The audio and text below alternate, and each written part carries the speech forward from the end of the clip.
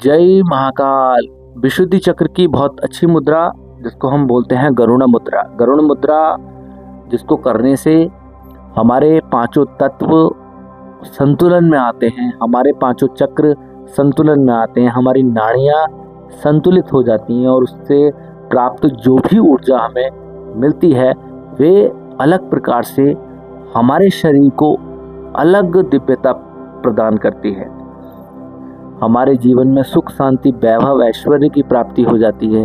हमारा जीवन सुखमय हो जाता है, दिव्य बन जाता है, चमत्कारी बनने लगता है। केवल और केवल 5 मिनट अगर आप इस गरुड़ मुद्रा का ध्यान करते हैं तब आपके जीवन में अलग अलग प्रकार के बदलाव होने लगे। किस तरीके से इस मुद्रा को करते हैं ये तरीका हम जानते हैं, लेकिन उससे पहले आपको कुछ बताना चाहते हैं इस मुद्रा के विषय में। तो देखिएगा, पहले देखिएगा गरुड़ मुद्रा किस तरीके से करते हैं। तो गरुड़ मुद्रा कुछ इस तरीके से करते हैं। ये मुद्रा गरुड़ मुद्रा कही जाती है। इसको ऐसे भी लगाते हैं, बहुत से इस तरीके से भी लगाते हैं और इस तरीके से भी लगाते हैं। लेकिन इसको लगाने का जो सही तरीका है वो ये है कि आपके दोनों अंगुष्ठ का ये जो दोनों अंगुष्ठ के जो लाइन है ये आपस में मिलनी चाहिए और कुछ इस तरीके से रहना चाहिए, अलग अलग प्रकार से।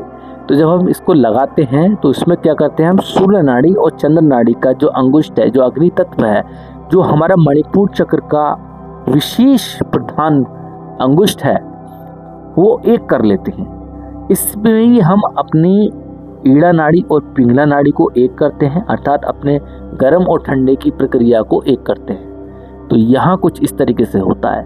ये जो ऊर्जा है, चारों तत्वों की ऊर्जा अलग अलग दिशा में व्यय हो गई, लेकिन हमने अपने मध्य, अपने शरीर के मध्य, अपने नाभि में जो संतुलन हमें प्राप्त हो रहा है उसकी जो ऊर्जा है वो हम विकसित कर रहे हैं मिला करके सूर्य और चंद्र की। ये एक बहुत बड़ी उपलब्धि होती है कि जब इस चक्र की ऊर्जा हमारे शरीर में विकसित होकर के और गमन करने लगे पूरे शरीर में, बहुत बड़ी उपलब्धि होती है। जो साधक ऐसी स्थिति को पार कर लेते हैं वो देवताओं को देखने की योग्यता को ग्रहण कर लेते हैं। समझ रहे हैं?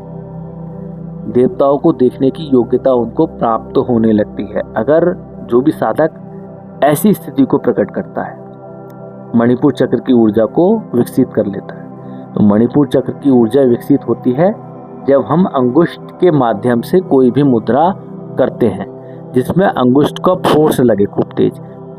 तमाम सारी शक्ति मुद्राएं मैंने बताई थी जिसमें अंगुष्ठ का प्रयोग होता है। ऐसी मुद्राएं जिनमें अंगुष्ठ का प्रयोग होता है वे मुद्राएं हमें देवताओं को देखने में सहायता प्रदान करती हैं।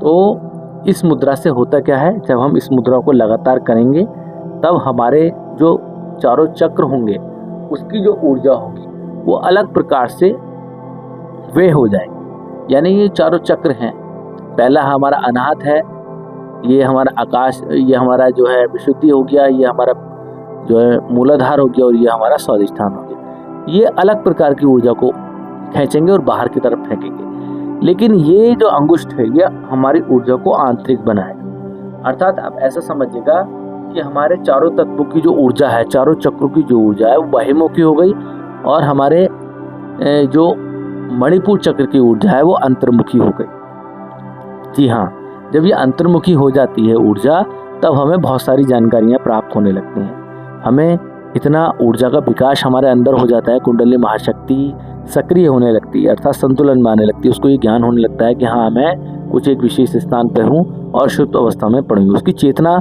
जागृत होने लगती है। अभी क्या है, चेतना केवल हमारी जागृत होती है। हम केवल कुछ भी कल्पना करें तो उस छोर पर पहुंच जाते हैं। जैसे कि आप अभी कल्पना करें हरिद्वार तीर्थ स्थल की, तो आप हरिद्वार, आपकी कल्पना, आपकी चेतना हरिद्वार में चली जाएगी। ठीक है, आप कोई भी तीर्थ स्थल की कल्पना करें तो आपकी चेतना उसी का दर्शन आपको कराएगी।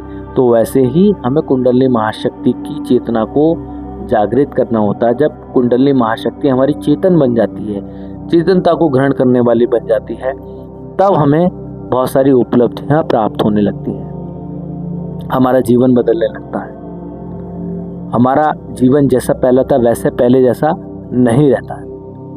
मणिपुर चक्र इसमें अहम भूमिका में कार्य करता है और हमारा मूलाधार चक्र, मणिपुर चक्र की ऊर्जा महाप्राणवायु का विशेष स्थान और महातत्व अग्नि तत्व का विशेष मुख्य स्थान, एक बहुत बड़ा संतुलन जो हमारी बॉडी को प्राप्त होता है, एक बहुत बड़ा ऊर्जा का महासार जो हमें प्राप्त होता है, बहुत सी चीजें प्राप्त होती हैं। तो गरुड़ मुद्रा कुछ उन्हीं मुद्राओं में से एक है जो हमारे मणिपुर चक्र को विकसित करती है, हमारे मणिपुर चक्र का जागरण करती है और हमें वे सब प्रदान करती है जिसके लिए हम इस मुद्रा को करते हैं। शास्त्रों में इस मुद्रा का बहुत अलग अलग प्रकार से वर्णन है। इस मुद्रा से भगवान विष्णु जल्दी प्रसन्न हो जाते हैं, भगवान बृहस्पति जल्दी प्रसन्न हो जाते हैं, माता लक्ष्मी जल्दी प्रसन्न हो जाती है। माता लक्ष्मी की साधना में भी ये मुद्रा बहुत उपयोगी मानी जाती है। भगवान नारायण की साधना में ये मुद्रा बहुत उपयोग मानी जाती है। कहीं पर भी अगर आपको भगवान नारायण की, भगवान राम की, भगवान कृष्ण की अगर प्रतिमा नजर आती है तो आप इस मुद्रा को करके उनका नमस्कार कर सकते हैं, आप उनकी कृपा प्राप्त कर सकते हैं, बहुत कुछ आप कर सकते हैं। लेकिन आपका जो ध्यान होना चाहिए वो एकाग्रता में होना चाहिए। आपका मन शांत होना चाहिए, आपका मन चंचल ना हो, चंचल प्रवृत्ति को ग्रहण किए हुए ना हो। चंचल प्रवृत्ति अगर आपकी रही तो आप कुछ भी प्राप्त नहीं कर पाएंगे, ना ही कुछ देख पाएंगे। आपको एकाग्रता का चुनाव करना है, अपने मन को एकाग्र करना है, पूर्ण निष्ठा और विश्वास के साथ में आपको इस मुद्रा को करना है। सुनिश्चित आपको उसमें सफलता मिलेगी। अपने बिल्कुल ढीला छोड़ दें और पूर्ण समर्पण के साथ में इस मुद्रा को करें, सुनिश्चित आपको उस पर लाभ मिलेगा, आपको ज्ञान मिलेगा, आपके चक्र जागृत होंगे, आपके तत्व जागृत होंगे। जागृत होने का मतलब ये नहीं है कि आप शक्तिशाली बन जाएंगे। जागृत का मतलब यह है कि एक सुप्त अवस्था में बैठा हुआ व्यक्ति जैसे जागृत हो जाता है, जैसे उसकी सारी इंद्रियां जागृत हो जाती हैं, जैसे वो सो रहा होता है तो उसको कोई भी भनक नहीं लगती है कि उसका कान भी है, उसका मुख भी है, उसकी नासिका भी है, उसके चक्षु भी है, उसकी त्वचा भी है, जिसके कारण वो समस्त संसार में अपने कर्म करने की क्षमता को बढ़ाता है, कर्म करता है। तो वो चीज है। तो वैसे चक्रों का भी हिसाब किताब है।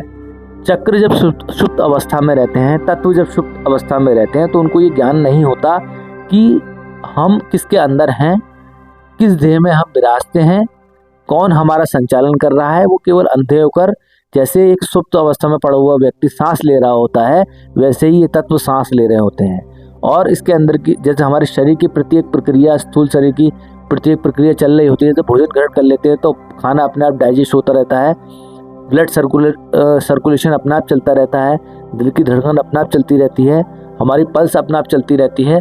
वैसे ही हमारे चक्र, हमारे तत्व, हमारे प्राण, हमारी नाड़ियाँ चलती रहती हैं। उनको किसी प्रकार का कोई ज्ञान नहीं होता है।